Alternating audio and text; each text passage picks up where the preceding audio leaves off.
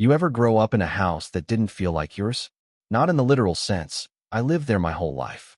Same walls, same creaky floorboards, same backyard where I taught myself how to ride a bike because Dad didn't have the patience and Mom was too tired. But it never felt like mine. Like I was just squatting in someone else's story. That someone being my younger brother, Drew. He was the favorite. I don't say that lightly. I'm not talking about he was the baby, so he got more hugs. I mean he was their son, and the rest of us just orbited around him. When I got a B+, it was, why didn't you study harder? When Drew got a C, it was, well, math's just hard for some kids. When I forgot to take out the trash once, I got grounded. When he accidentally drove my dad's car into a neighbor's mailbox. He's just a kid. Don't make a big deal out of it. I swallowed it growing up.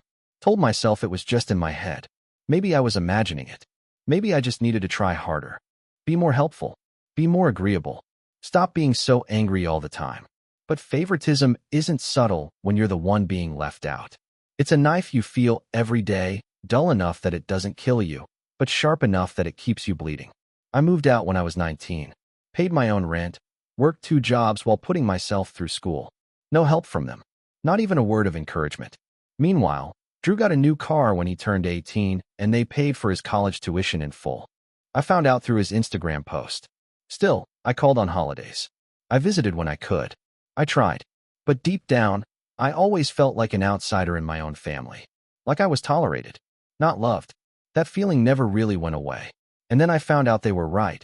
It really wasn't my home. It happened after Dad passed away. It wasn't sudden. He'd been sick for a while, cancer, but death still hits like a truck, even when you see it coming. I flew back for the funeral. Wore the same suit I had for my college graduation, which none of them had come to, by the way. The funeral was weird. Everyone cried. Drew sobbed like he'd lost half his soul. Mom clutched his hand the whole time, like they were the grieving widowed couple instead of mother and son. I stood a few feet behind them, silent. Alone. Always alone. After the service, we went back to the house. The house.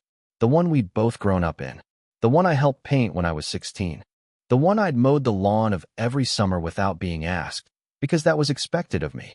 I walked through the front door and was hit with the usual flood of memories. Dad yelling at me for using too much hot water. Mom scolding me for talking back when I asked why Drew got dessert after throwing a tantrum. You'd think grief would wash over all that and soften it. But it didn't. It sharpened it. The shift came a week later, after things settled down and Dad's lawyer called. He wanted us all to come in and go over the will. I figured it would be straightforward. They weren't rich or anything. Just the house, some savings, maybe a few bonds or whatever. So I went. I sat in a stiff chair across from a stiff man in a stiff office. He started reading the will. Some money to Mom. Expected. Some savings to Drew. Expected. And then, the property at address will be transferred solely to Andrew Drew upon execution of this will. I blinked. Wait, I said. The house. The lawyer nodded. Yes. It was your father's explicit instruction. He and your mother both signed off on the arrangement before his passing. I laughed. Actually laughed out loud. That short, bitter kind of laugh that comes when you're so stunned you don't know whether to cry or throw something. They left him the house. I asked again, quieter now. The lawyer shifted in his seat. Yes. And that was the moment. That was when everything I'd swallowed over the years, all the little slights, the favoritism, the abandonment, curdled into something darker. It wasn't just favoritism. It was rejection. Permanent, legal rejection. They hadn't even told me. I didn't wait. As soon as I got out of that office, I drove straight to the house. Their house now, I guess. Drew was in the driveway, laughing with some of his friends. Everyone's always laughing around Drew. I stepped out of the car, and the look on his face said everything. He knew. You knew? I asked, loud enough that his friends got quiet. He didn't even try to deny it. Look, man, it's not a big deal. It's just a house. Just a house. The house we both grew up in. The house I painted, fixed, mowed, shoveled, while you sat on your ass playing Xbox. That house. He had the nerve to roll his eyes. You're overreacting. Mom and Dad just wanted to make sure I had a place to land. You're fine. You've always been fine. I was shaking now. Yeah, because I didn't have a choice. I've had to be fine. He shrugged, as if that was supposed to be comforting. They knew you could handle life. I can't help that. I pushed past him and banged on the front door. Mom answered. She looked tired and annoyed, like she always did when I needed something. Never when Drew did. No, when he needed something. She lit up like a Christmas tree. Why? I asked. Why didn't you tell me? Why did you leave the house, damn? She blinked, like I was being dramatic again. You don't understand, honey. You've always been the strong one. You've made a life for yourself. Drew's different. He needs support. And I don't. You've always managed, haven't you? She said, as if that were a compliment. You're independent. Resourceful. I felt like I was losing my mind. That's not a reason to leave me out of the family legacy. To not even tell me. You're being so ungrateful, she snapped. After everything your father and I did for you. I laughed again. Did for me? You mean, ignored me while babying him? Called me selfish for wanting the same treatment? Didn't come to my graduation? You're twisting everything. This isn't about the house. But it was about the house. Not because of the money or the property or any of that, but because it was symbolic. It was the final nail. The last, undeniable sign that I was never really part of this family the way he was. They made that decision behind my back. They knew how it would feel, and they did it anyway. I didn't sleep that night. I went back to my hotel room and just sat there, staring at the ceiling like it owed me answers. My heart wasn't just broken, it was erased. Like I'd been written out of the family narrative in the final chapter, and no one even thought I'd notice. I kept hearing Mom's voice in my head. You've always managed. Yeah, I managed because I had to. Because nobody ever stepped in for me. Because when I fell, nobody caught me. I just had to get up and pretend it didn't hurt. And now? Now they'd handed the house, the only place that ever remotely felt like mine, to the one person who'd never earned a damn thing in his life. Not because he needed it, but because they couldn't imagine not giving him everything. I stayed up until sunrise, just stewing, remembering every time they ignored my achievements, every time they made excuses for his screw-ups, every time I was the problem because I didn't smile through being sidelined. And slowly, something in me cracked open. Something ugly. This wasn't just betrayal. It was war. I wasn't going to scream anymore. I wasn't going to plead for scraps of love. I was done. They wanted to pretend I didn't matter? Fine. But I'd show them what it felt like to lose. Revenge wasn't even something I thought I was capable of, not until that night. But once the switch flipped, I couldn't unflip it. I didn't want to. This wasn't about being petty. It was about justice. About showing them what it felt like to be discarded, to be nothing more than an afterthought. And if they weren't going to give me a place in the family, I was going to burn the family portrait and walk away smiling. I started planning the next day. First, I kept my mouth shut. I sent Mom a message, something fake sweet like, "You're right, I overreacted. Just needed some time to cool off. Thanks for being honest with me." She ate it up, said she was proud of how mature I was being, told me Drew had really stepped up and was already settling into the house like a real man. A real man. That hit me sideways. But I didn't respond. Instead, I started collecting things. Documents. Emails. Screenshots. I knew Drew wasn't exactly a model citizen. He liked to party. A little too much, sometimes. Post stupid things online that he probably forgot about. But I didn't. I kept receipts.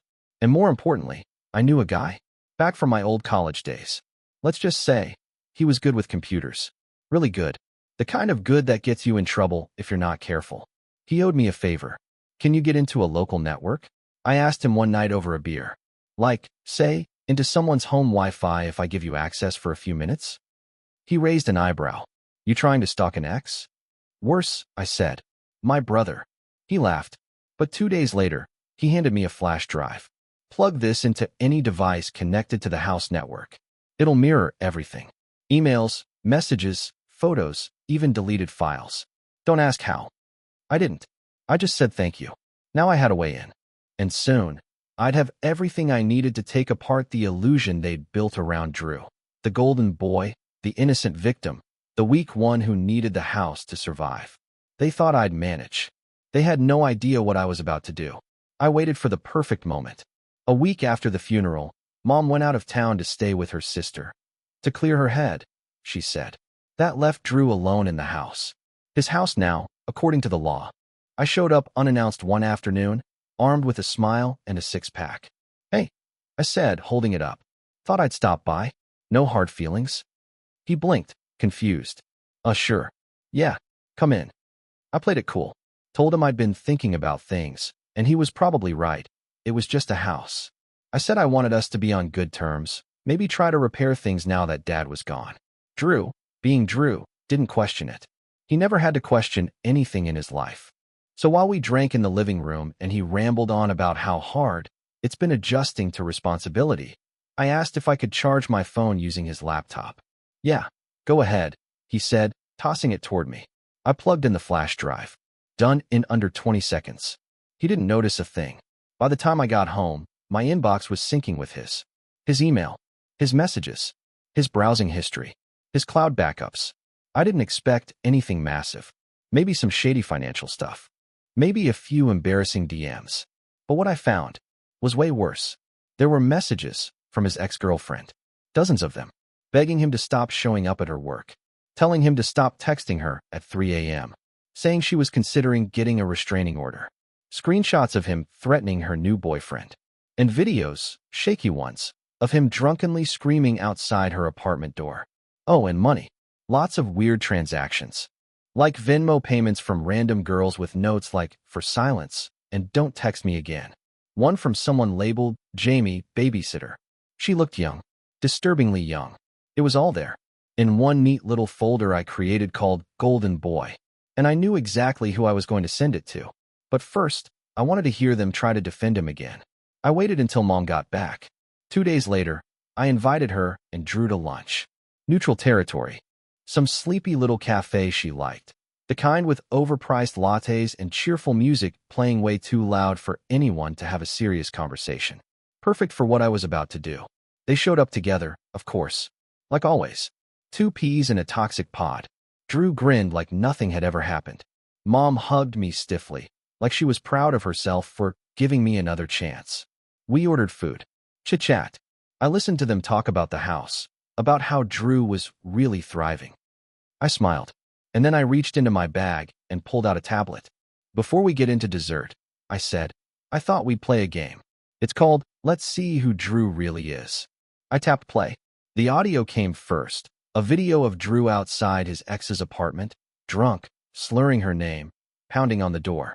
Then the screenshots, the threats, the money transfers, the babysitter, the receipts, all of it. I didn't say a word. I just slid the tablet across the table and let them watch. Mom's face drained of color. Drew went rigid. What the hell is this? You tell me, I said. Because from where I'm sitting, it looks like your helpless little angel is a ticking time bomb wrapped in a trust fund.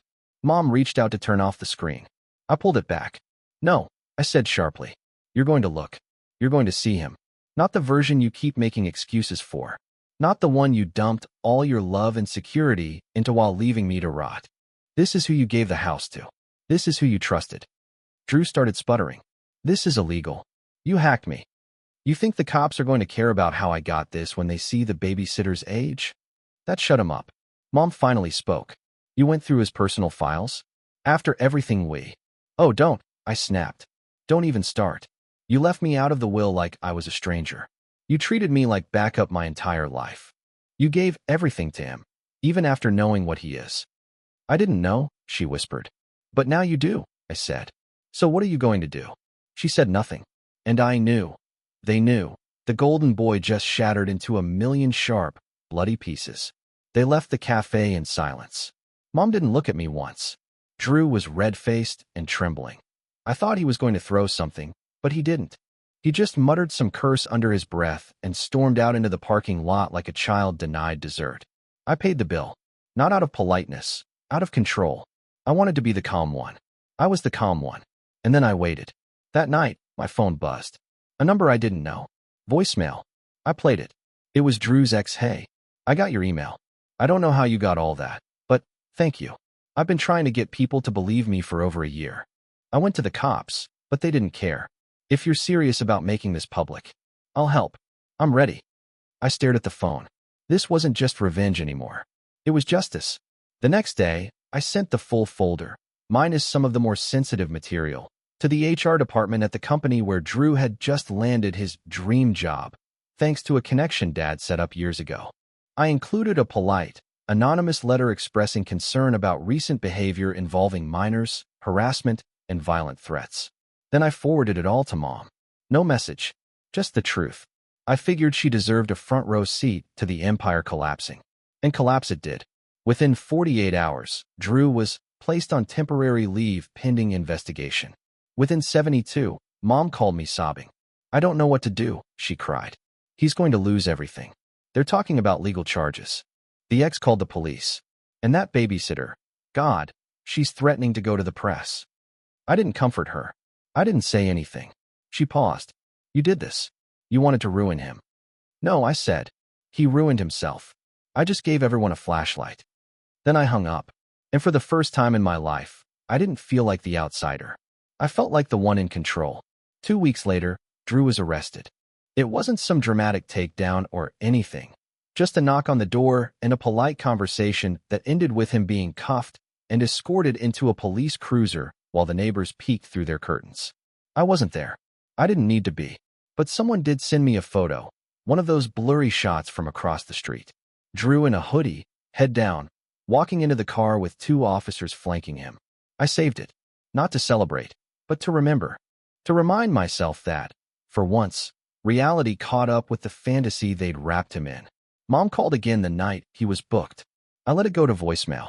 She texted, "You've made your point. Please stop this." I stared at that message for a long time. Stop this. I didn't plant the evidence. I didn't tell Drew to send threatening texts, or to harass his ex, or to pay off girls behind closed doors. I didn't tell my parents to worship a broken boy while turning their back on the one who held the family together when they couldn't. But now that the illusion was shattered, they wanted me to pretend it hadn't been real, to sweep it back under the rug. I sent her a one-line reply. You never once protected me. She didn't respond. Not for a few days, anyway. Then one morning, I woke up to a knock at my apartment door. It was her. No warning. No text. Just standing there with puffy eyes, clinging to her purse like it was the last thing holding her together. I didn't know where else to go, she said. I let her in. Not out of kindness, but curiosity. I wanted to hear her say it. And she did. She stood in my living room like it was unfamiliar terrain. Like she wasn't sure if she was allowed to sit down. Good. Let her feel out of place for once. I was wrong, she said finally, staring at the floor. I didn't say anything. I know you probably don't believe me, and I don't expect you to forgive me, but I need to say it. I was wrong. About everything. I sat across from her, arms folded. Then say it. She looked up, eyes rimmed with red. I failed you. That hit harder than I expected. Not because it felt good, because I'd waited 30 years to hear it. I loved you, she said. I always did. I don't know.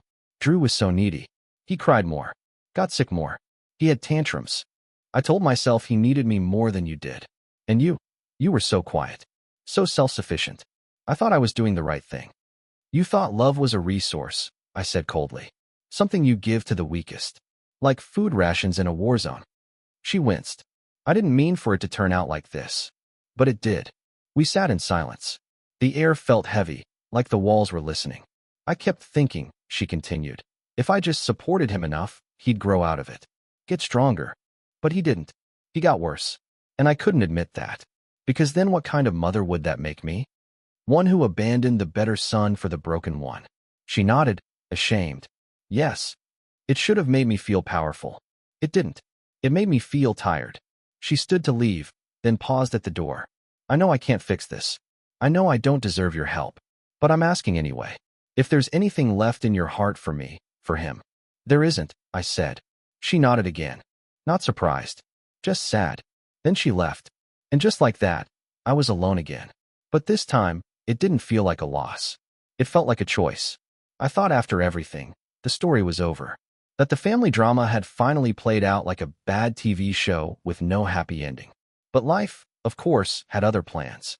2 days after Mom left, I got a call from a lawyer, a different one. Someone I'd never met. Mr. My last name. I'm contacting you regarding a separate document that was recently discovered in your late father's belongings. I blinked. Separate document? Yes. A handwritten codicil to the will. It wasn't filed or made official before your father's passing, but it explicitly states that in the event of any serious misconduct by your brother, the property should revert to you. My heart raced. Do you know anything about this? I paused. I might. The lawyer continued. Given the recent developments, we believe this codicil is now valid. However, it will require a court hearing to enforce. A chance. A real chance. I could almost feel the tide turning. Could I reclaim the home that had been ripped away from me? Could I rewrite the ending? But more than that, I could finally win. I thanked the lawyer and hung up. For the first time in weeks, I allowed myself to hope. The court hearing was brutal. My parents showed up. Mom with that tired, fragile look, Dad's old friend acting as her support. Drew arrived with a scowl so deep it looked like it could carve stone. The judge read the codicil aloud. It was clear. If Drew was found guilty of misconduct, which, thanks to the evidence, looked very likely, the house would legally transfer back to me. Drew's lawyer tried to spin things, saying the evidence was circumstantial, that the whole thing was a smear campaign, that Drew was a victim of my jealousy. I sat silent, watching Drew's facade crack little by little. Then, something surprising happened. Mom took the stand. She admitted, under oath, that she'd favored Drew for years because she thought he needed her more, that she regretted how it impacted me, that she wished she'd treated us both equally. It was the first time I'd heard the words, "I'm sorry," come from her mouth without an excuse or a deflection.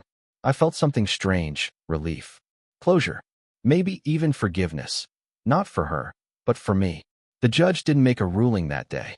Instead, the case was postponed for a few weeks pending further investigation. I left the courtroom with a strange mix of exhaustion and hope.